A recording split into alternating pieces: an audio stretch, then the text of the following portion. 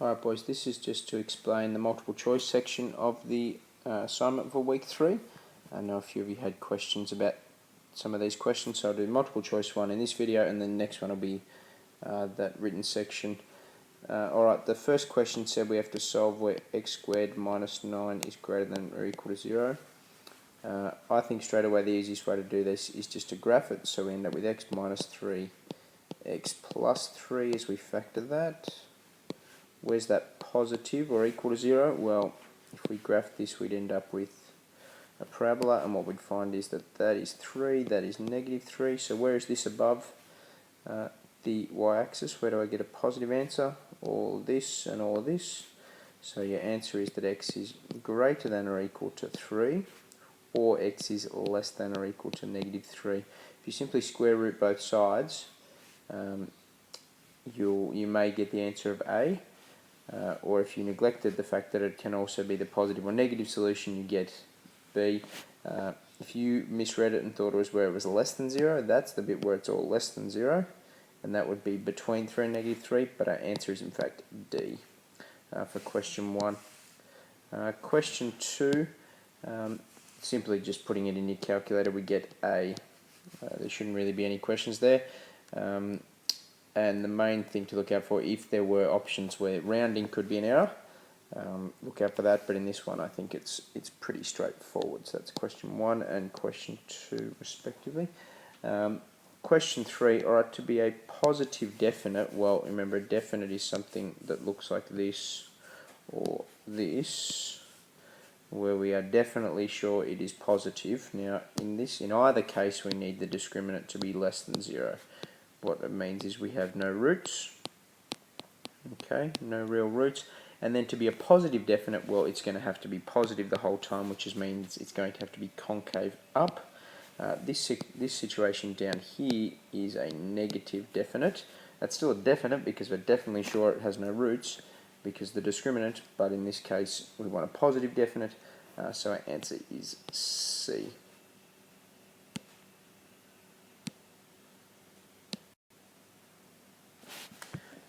Alright, question 4.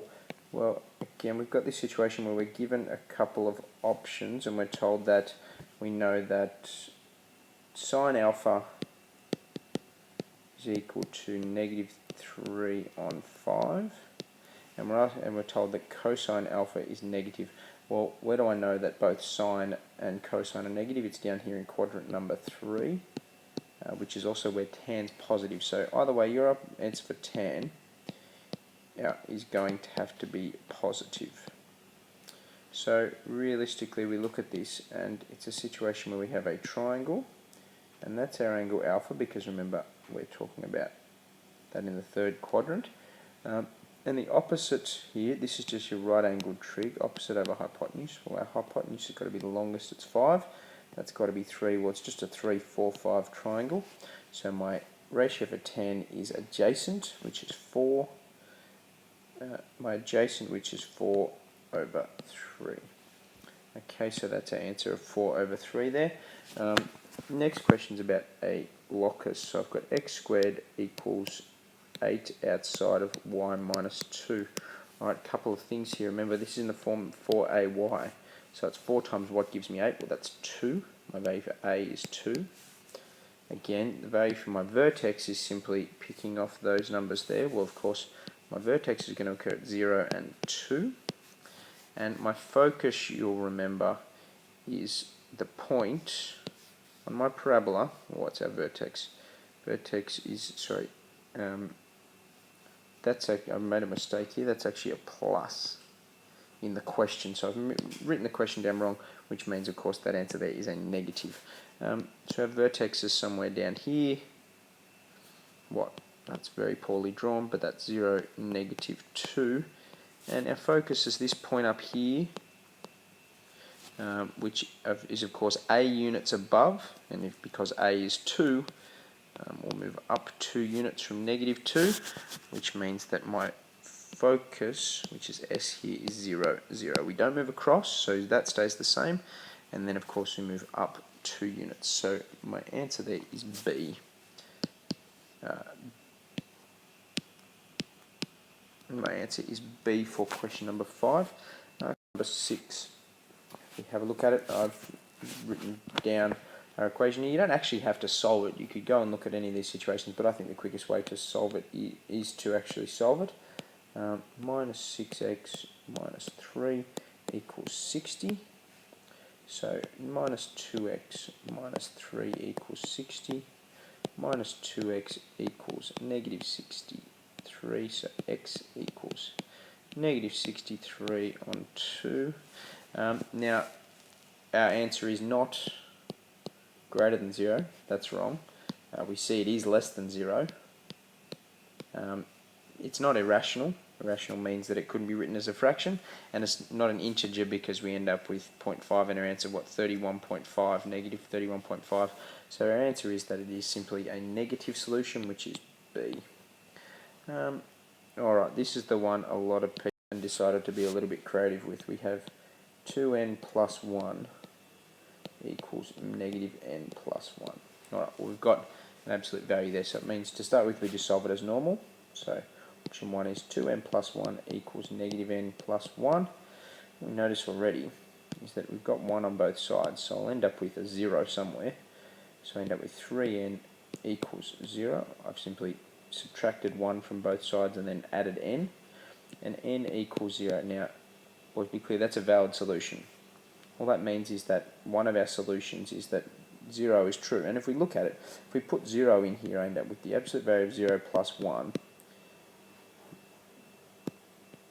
The absolute value of 0 plus 1 is equal to negative 0 plus 1. Well, 1 equals 1, so that's true, and it is a solution. Okay, so I've checked that one, so the answer can't be, the answer is not going to be 3 solutions, but I definitely do have one solution here. Okay, so if we go and check the second possibility, well, I just take the negative, so I have negative 2n plus 1 equals negative n plus 1. So negative 2n minus 1 equals minus n plus 1. So what I end up with, negative 2n equals negative n plus 2, or negative n equals 2, or n equals negative 2. Again, all we've got to do is check our solution. So what I put in, negative 2 times 2 plus 1 equals negative 2 plus 1. So what have I got here? I end up with the absolute value of negative 3 equals positive 3. Well, again, that's true as well. So I've got 2 valid solutions, and my answer is C. Right, last one here. This one's pretty straightforward, boys. Nearly a exact same question that was in your ATB at the end of last year. We've got a curve that looks something like this. Okay, now I think the easiest way to solve this, we're asked to find the signs of f dash x and f double dash x. Well, f dash x, to check the sign of that, all we simply do is go and draw, that one's terrible.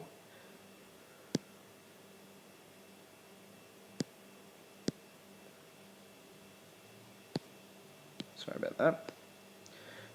Go and draw some tangents. Okay, that's a tangent.